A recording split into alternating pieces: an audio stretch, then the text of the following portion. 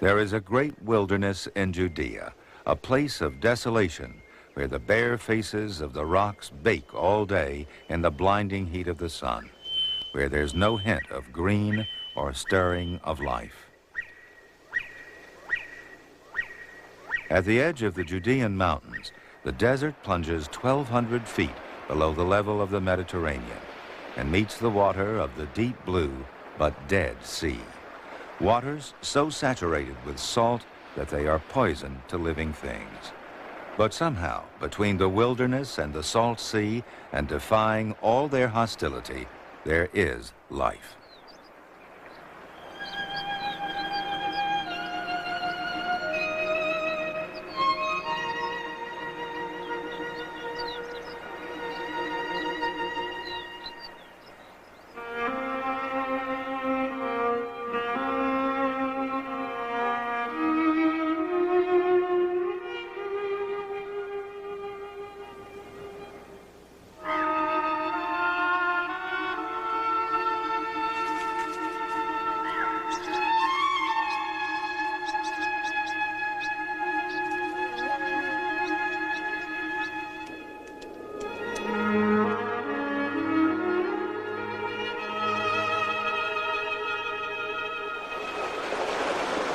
Perhaps there is no region of our earth where nature and history have more cruelly conspired, where so tragic a drama has obtained so awful a theater, wrote an historian of this place. The history of the Dead Sea opens with Sodom and Gomorrah and may be said to close with the massacre of Masada. This is the lowest place on the Earth's surface. Those mountaintops are barely above sea level. It's a place of heat, salt, asphalt, and sulfur. But it supports large and powerful animals. When the mature male Nubian ibex in full breeding colors come together to settle the matter of who deserves a mate, each tends to pick on someone his own size.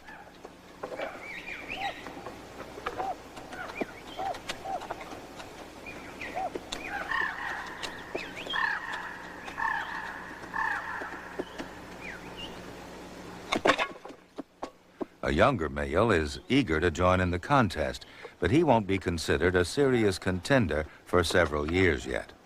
Although sexually mature by his second year, a male ibex must wait until he reaches the height of his powers at about age 6 before he will have a chance to capture a harem of his own. Every part of the body of an ibex was once believed to have a medicinal value. For this reason, as well as for their meat, they were hunted almost to extinction. Israel has protected them, and now these hills echo again to the sound of their battles.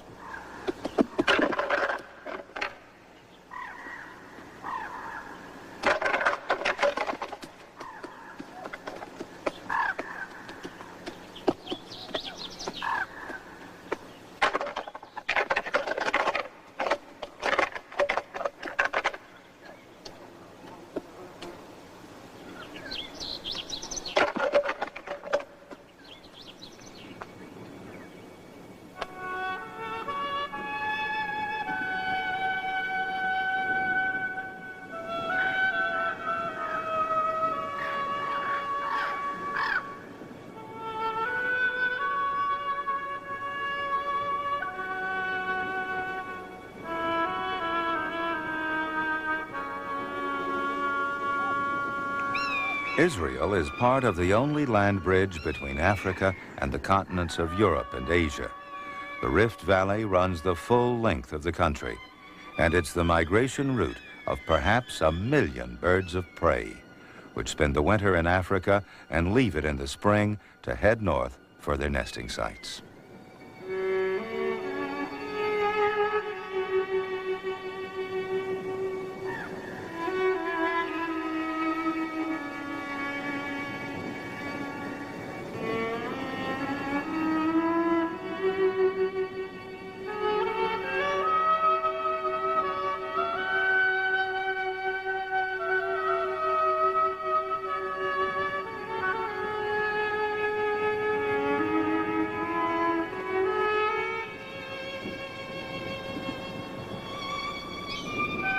Eagles, buzzard hawks, and kites have long, broad wings to support their heavy bodies, and they travel most economically by soaring on thermals.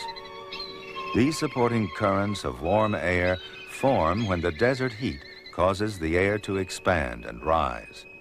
Funneled by the cliffs of the Rift Valley, thermals are the escalators of the bird world. They ride in their thousands on the shoulder of the wind, one of the most thrilling aerial displays in the world.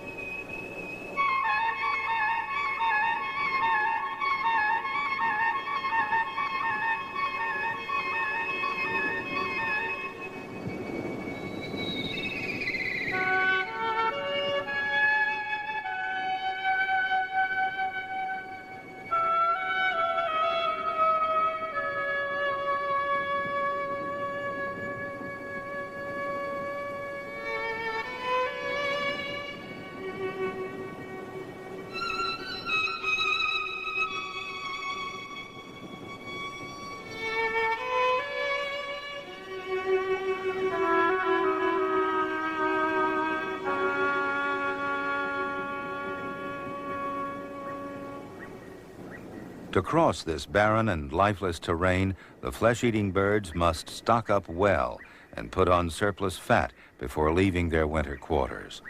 The chances of picking up a meal on the way are slim, but if they see an opportunity, they take it. Any carcass acts like a magnet, attracting hungry migrants.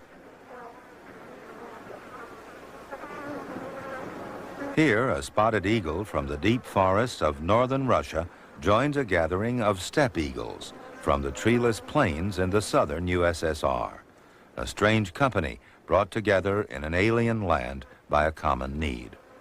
With a full crop, she'll soon be ready to resume her long journey north.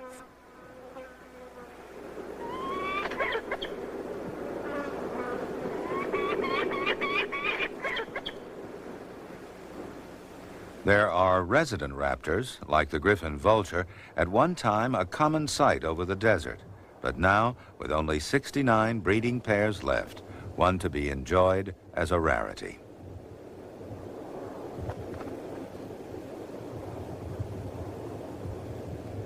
Vultures like to nest high. They prefer the seclusion and security of the sheer cliff face.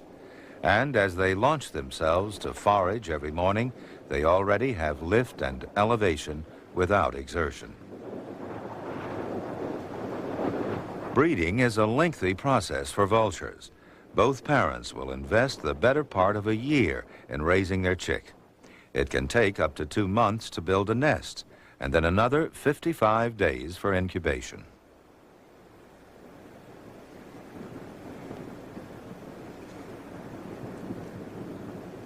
The pair will raise only one chick, which will be dependent on its parents for another 100 days.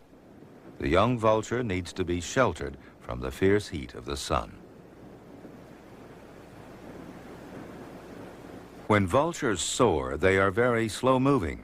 It was this ability to remain aloft without apparent effort that made the vulture a holy bird to the Egyptians and Assyrians, the goddess of the upper kingdom. But when they fold their wings and dive, they come down at up to 100 miles an hour. At the last minute, the feathered legs come forward as air brakes to slow the descent and bring them in precisely on target. An arid and desolate landscape, and yet behind these cliffs lies the greatest underground reservoir of water on Earth. Billions of gallons from centuries of winter floods filtered through the porous limestone, filling massive underground caverns. Miraculously, in a few places, water bursts through the rocks and brings the desert to life. And to discover this oasis after crossing the burning hills is to understand why, for the ancient tribes, the images of the Creator were so often those of streams of living water.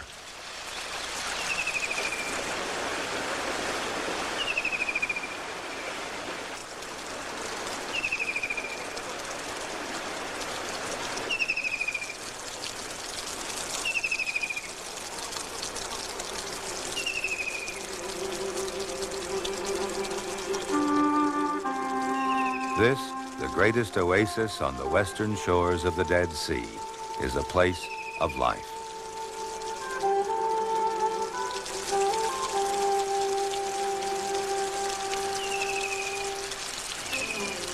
The comparatively lush environment at En-Gedi supports animals that have no special adaptations to desert life. This praying mantis is the same species you might find in your own garden. But species which evolved in the burning wasteland also find the oasis a comfortable home. This bizarre mantis thrives in the driest parts of the Negev, places that would shrivel its smaller cousin. But the abundance of food here makes life easier. The mantis will strike at anything that moves, but ants are not on the menu. They exude formic acid, which makes them distasteful. Even frogs find a life of plenty here, for these clear pools never dry up. They provide a diversity of food and habitat to a great variety of plants and animals, many of which are more commonly found in Africa. Some are found nowhere else in the world. But this whole wondrous community is only a few feet from the desert.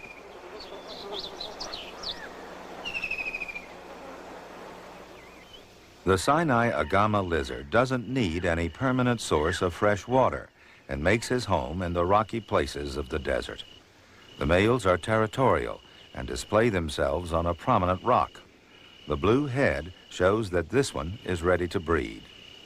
Curiously, as the day heats up, the color intensifies until it covers his shoulders and forelegs as well.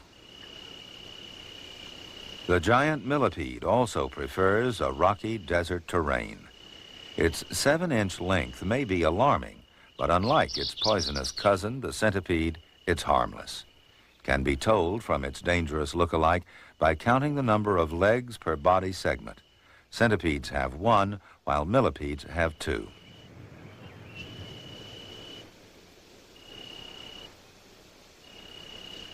It's active mostly at night, scavenging for plant material, and spends the heat of the day in a shaded recess beneath the rock.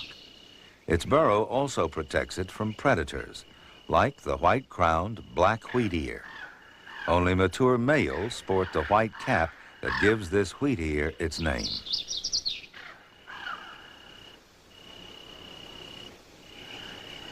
This species of wheatear is commonly found in Africa, and this is the northern limit of its range. It's a year-round resident. It spends most of its time on the ground, bobbing and chasing for flies. Flies are quite common near the shore of the Dead Sea, so the wheatear chooses this unlikely place to breed. On the bare heights of the Judean mountains each morning, as the rock faces begin to heat up, the fan-tailed ravens gather from all parts of the nearby desert.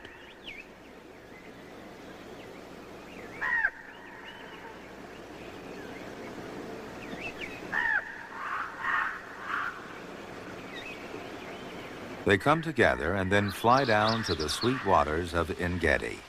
They visit here each day to bathe and drink. The fantail ravens are scavengers, and they've learned that here at En-Gedi there are rich pickings.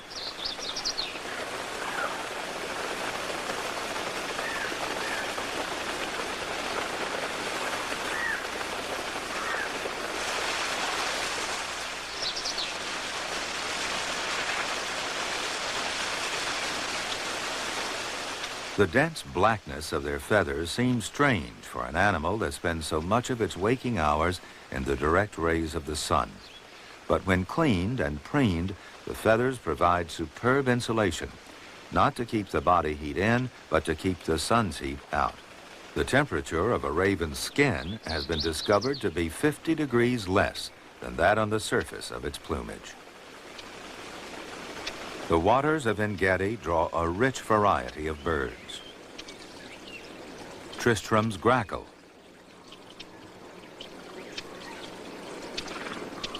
the African bulbul, and Spanish sparrows.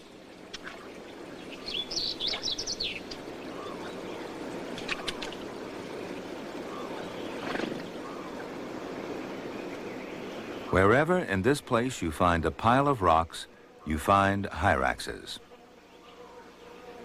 They may look like oversized guinea pigs, but surprisingly, they're more closely related to the elephant.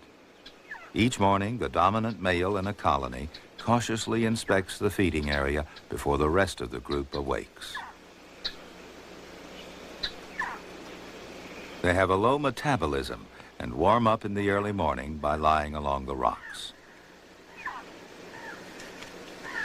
It's said that hyraxes can eat anything.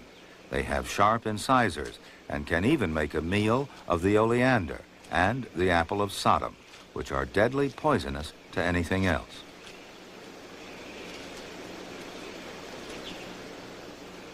The book of Proverbs tells us hyraxes are a feeble folk, yet they make their houses among the rocks. And in this place, the rocks have rich sources of food and shelter at their base.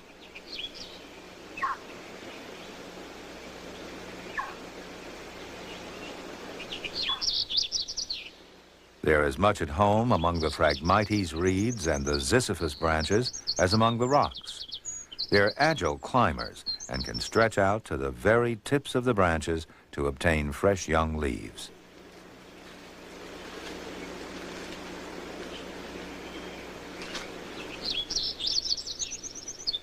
Their paws are specially adapted for grasping and manipulating vegetation. On the front, they have suction pads, and on the back feet, they have 3 toes and a special grooming claw. Most hyraxes are wary of the slightest disturbance, and an alarm call sends them scurrying for shelter. But some are reluctant to be disturbed, especially when experimenting with an unfamiliar snack.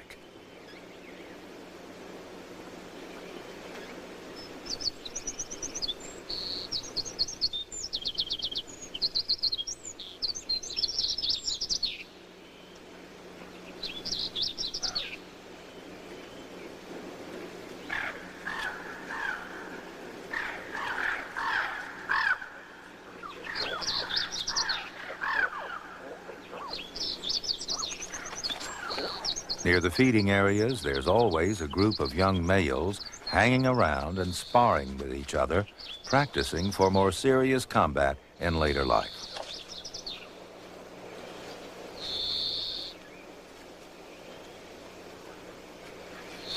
Hyraxes have a scent gland in the back of their necks, and they use it to mark the rocks around their home.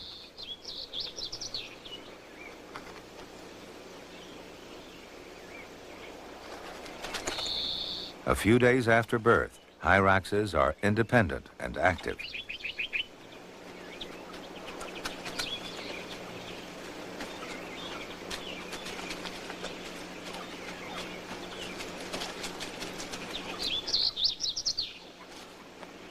From around 2 weeks old, the young can be left by their mothers in a sort of kindergarten, where they are cared for and sometimes disciplined by an adult female.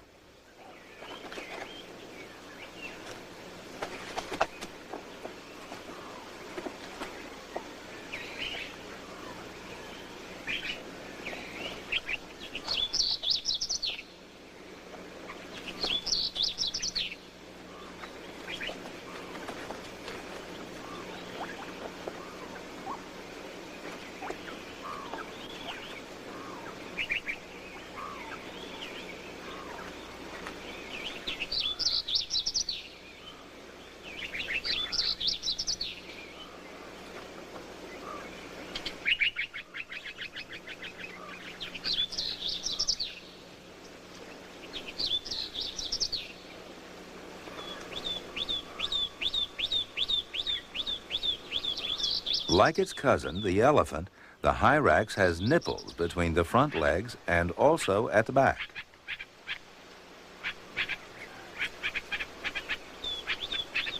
Birds abound at En-Gedi. The Arabian babbler forages mainly on the ground for plants, caterpillars, and fallen fruit. Here it's found to date.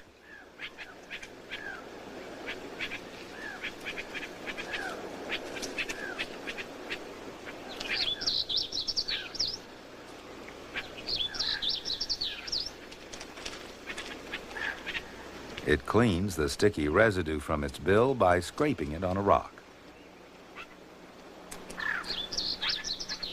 Tristram's grackle took its name from a distinguished parson naturalist, Canon Tristram, who spent nearly a year here in 1863, studying the flora and fauna and discovering new species, including this one, as part of his investigation into the natural history of the Bible. The calls of Tristram's grackles are one of the most distinctive features of En-Gedi.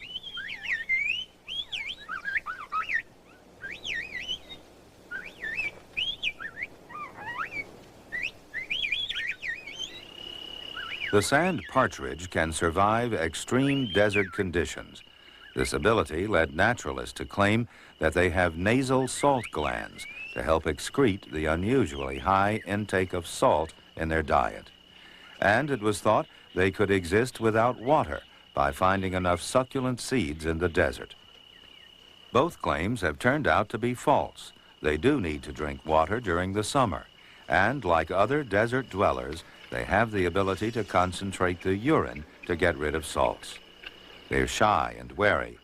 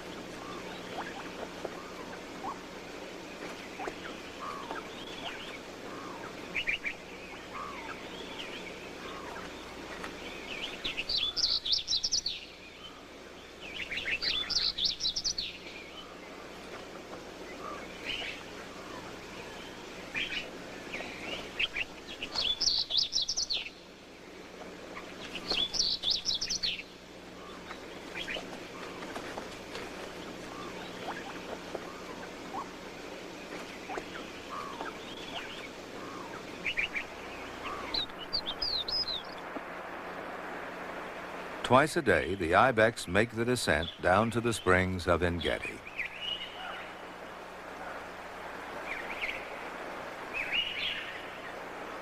They find water, shade, and nourishment here.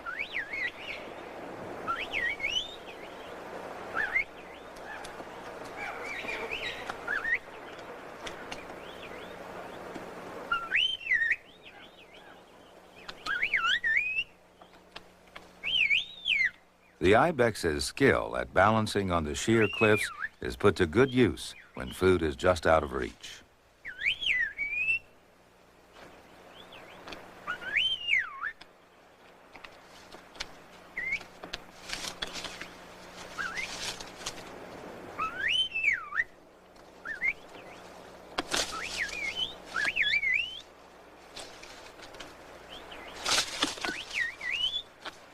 It's a lush, comfortable existence close to the oasis, but the Nubian ibex is used to scraping out a living from the desert and can scratch about for harsher fare.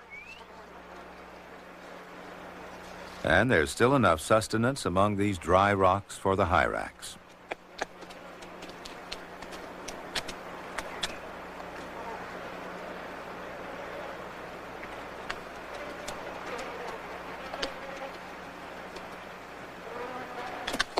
The females also have a hierarchy, but settle whose boss less violently than the males.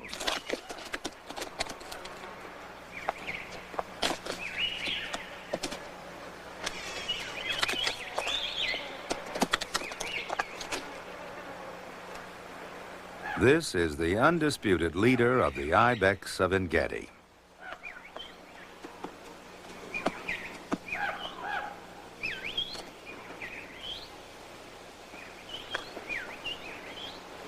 His dominance has been established in a series of fights before the rutting season.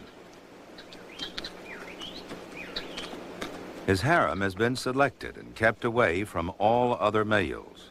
The rut is beginning.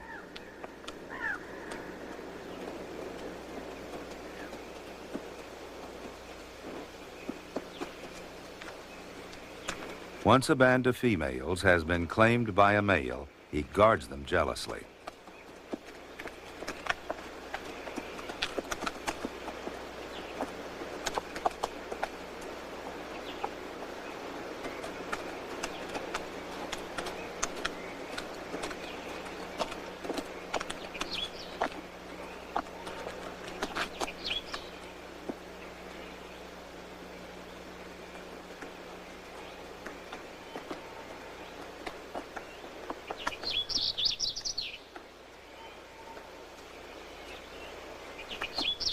This young female is just coming into season, but she's not yet ready to accept the attentions of the male, and it seems she doesn't know which way to turn.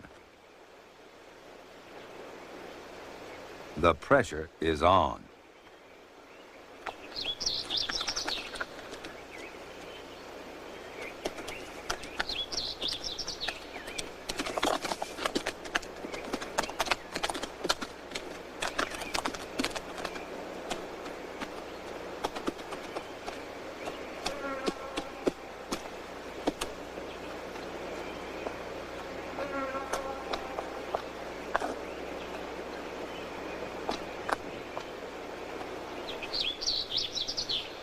The mating cycle begins when a male scents a female in estrus and responds by making what's called the flamen gesture. This curious expression helps him determine the female's state of sexual readiness from her scent.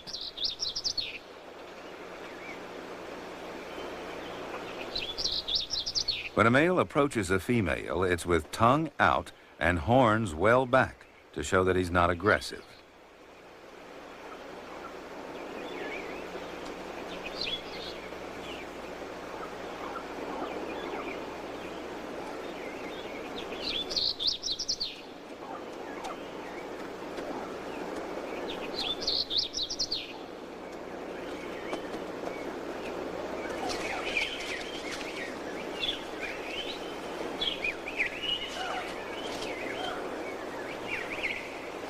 Sometimes the female seems more interested in food.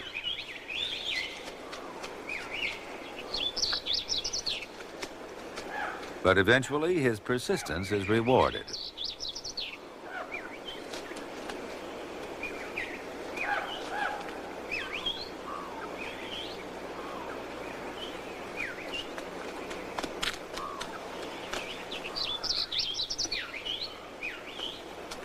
These activities are carried out discreetly and were rarely seen by humans.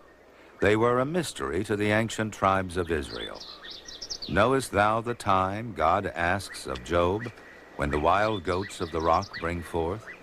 In fact, the rut here happens in October, and the young are born in March, when the winter rains have brought a flush of new vegetation to feed them. During their first spring, when the young are learning their unsteady way among the rocks, they have only their mothers to teach them. The males have been so exhausted by the rutting season, in which mating takes precedence over food, that many die, worn out, after what's been called their one happy summer.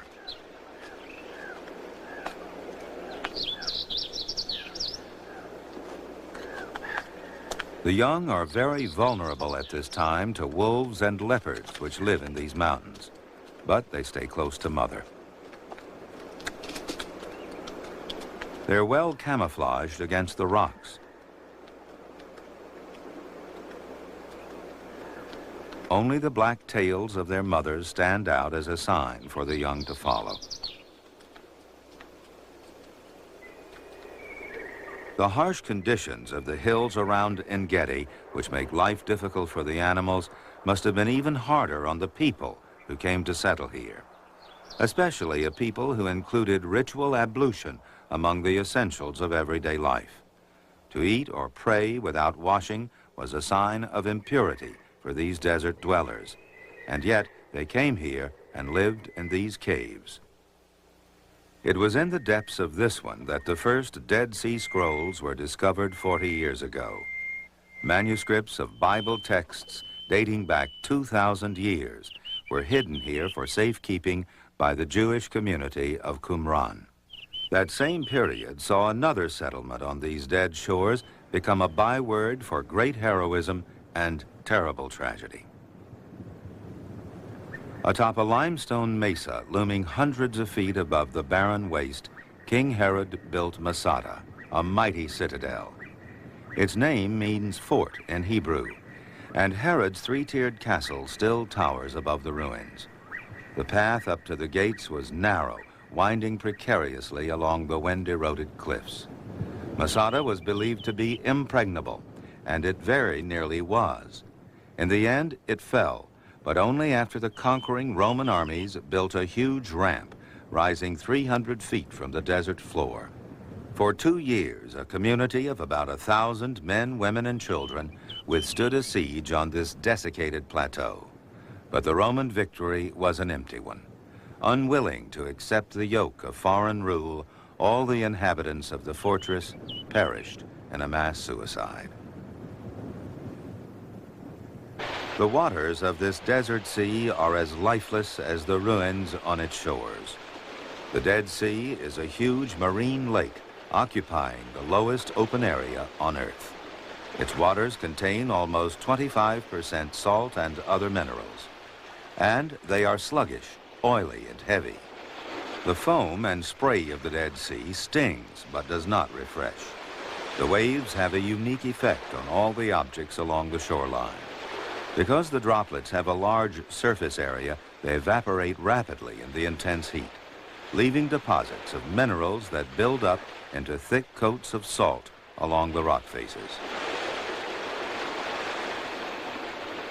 Where spray drips from a cave roof, stalactites form. And living branches are killed and then preserved by the salt.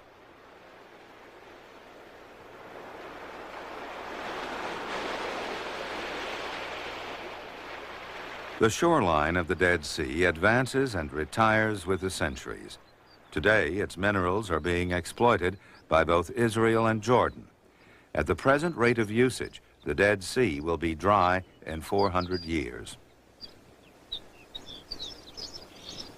Around the shores are tamarisk trees, and on the branches are the weaver ants, the only insects to farm livestock. They live on the honeydew secretions of the scale insects, which feed on the tamarisk sap. It's a sweet and nutritious substance, which it's been claimed was the original manna sent to feed the children of Israel in the wilderness. Even today, it's gathered by the Bedouin, who collect quantities of honeydew in the early morning before the ants begin their labors. The ants milk the insects by titillating them with rapid touches from their antennae. They also take sweet excretions from the honey cicada, which turns its abdomen in response to the massaging and obliges.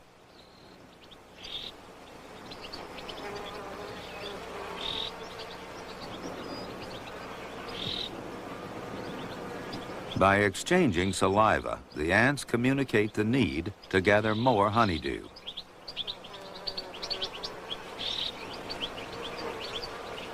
The weaver ants are careful of their benefactors.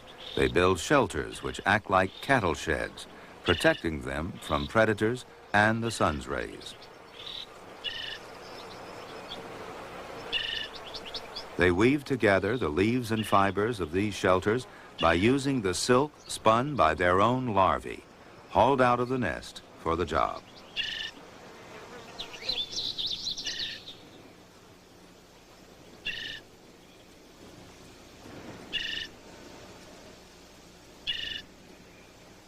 When they have completed their duties, the exhausted larval spinners are returned to the nest, where they're fed by the ants until they have replenished their silk reservoirs.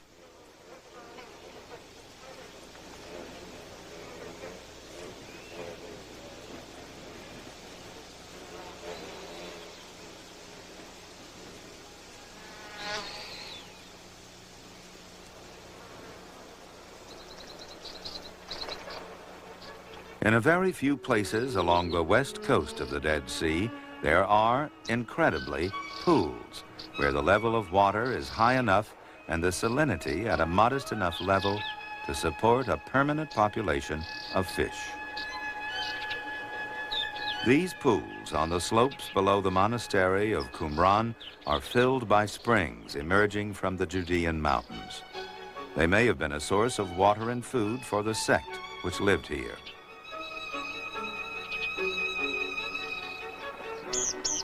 The pools are rare. This one at Infeshka is unique in the richness of its population. The fish, mainly tilapia, belong to the cichlid family, which occur in many freshwater lakes along the length of the Rift Valley, even as far away as Lake Victoria in East Africa. They're related to the fish of the Sea of Galilee, the fish which broke the nets of Peter and which fed the 5,000. They were so dense that in the time of Canon Tristram, he wrote that great shoals of them covered an acre or more of the surface. Tilapia are a very adaptable species and can feed on the reeds. They originated in Africa and now flourish throughout the Far East and America, where they've been introduced. They're said to eat like elephants and breed like rabbits, and they themselves are a rich source of food. They may be too successful. They're out competing and endangering the native fish over much of their new range.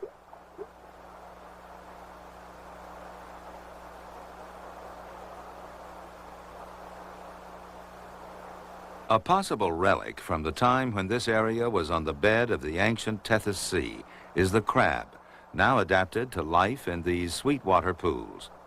Many species of crab can tolerate either very brackish or fresh water, but they must return to salt water to breed. Although the salty Dead Sea is only a few yards away, its poisoned waters would instantly kill this true freshwater crab. It completes its entire life cycle here in the pools of Infeshka.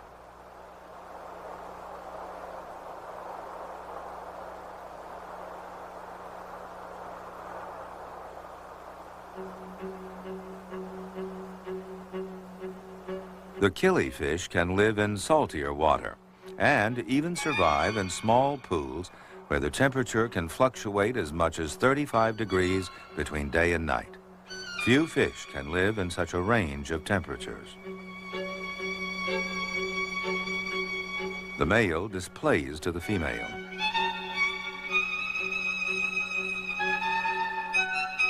And chases off a rival. Because of their salt tolerance, these killifish can live closer to the lethal waters of the Dead Sea than any other inhabitants of these pools.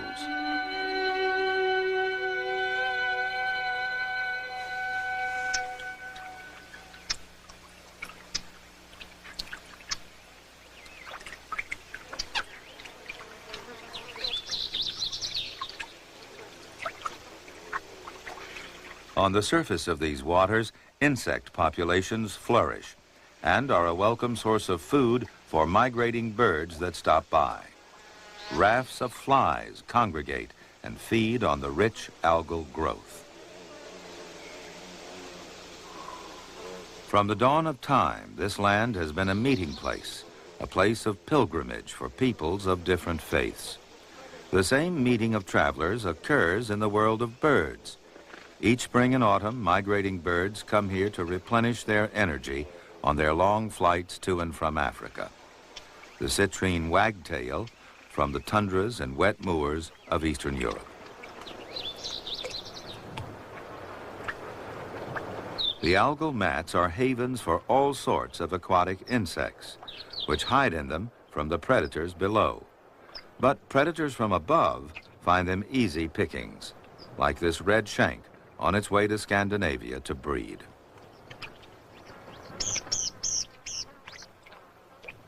This gray wagtail has a more modest migration route. It only travels from the northern to the southern coasts of the Mediterranean. Balin's crake, a shy marsh dweller from Europe's bogs and fens, finds welcome cover in these reeds.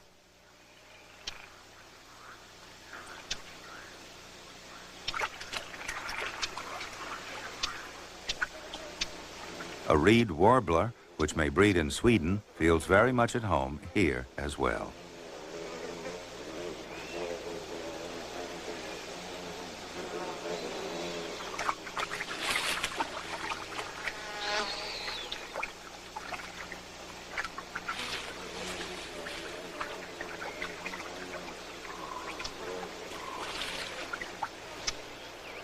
The rarely seen jungle cat pauses at the edge of cover.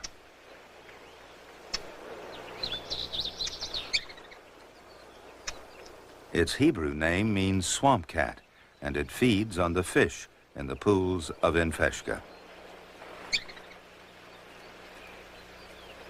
As the level of the sea rises and falls, shore plants compete to colonize the available land. The Phragmites reed is usually able to win over the largest space because it can send out long runners right down to the edge of the receding water.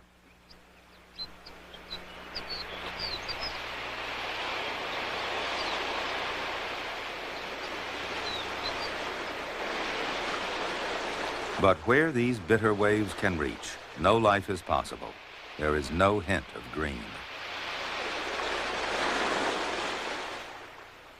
The Dead Sea. In Israel, it's called, as it was in the Bible, the Sea of Salt. And this is the mountain of salt, Mount Sidon, possibly the site of the city of salt, of Sodom and Gomorrah, the place where Lot's wife was changed to a pillar of salt. So strongly does the atmosphere of death hang about this shore that the mystical vision of Ezekiel could picture no more powerful illustration of the regeneration of the earth than that these barren waters should be peopled by living things.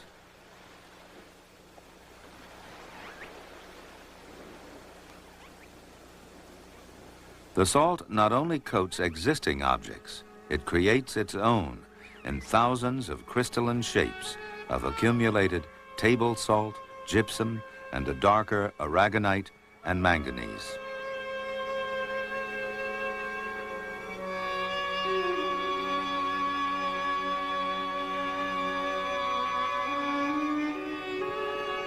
And there are larger aggregations of minerals which look like coral atolls, washed by the waves that over the centuries build them up and destroy them.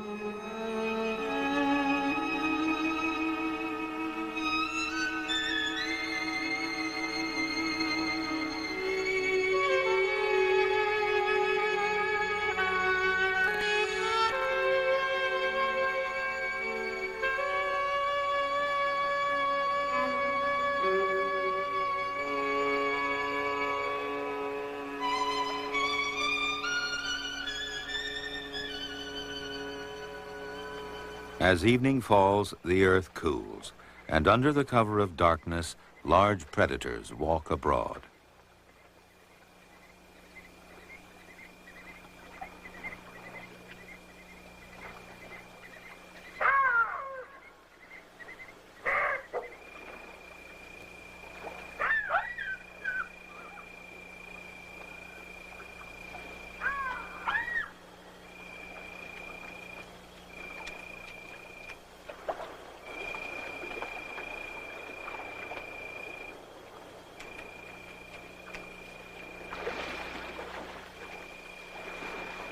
The foxes, the little foxes that spoil the vines, but here prefer carrion. But foxes give way to the ruling scavenger, the striped hyena. Hyenas declare their territorial boundaries by scent marking with their special anal pouch.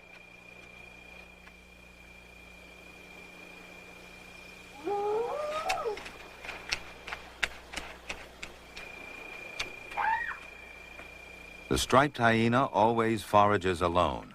Unlike its relatives on the African plains, it does not hunt, but relies almost entirely on scavenging for protein. But it will eat almost anything. The fruit of the ziziphus tree is a favorite food.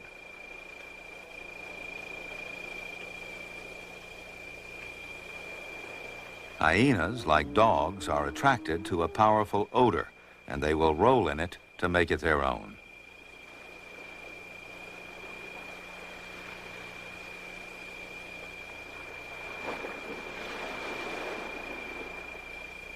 Foxes not only tackle large carcasses, they will turn over stones in search of the smallest invertebrates.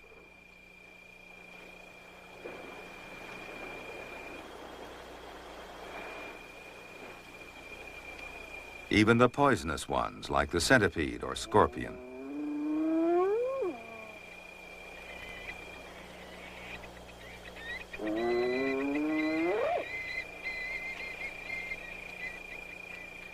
As the dawn comes, bringing light to these lifeless waters, the creatures of the night take to their lairs before the shadows have gone.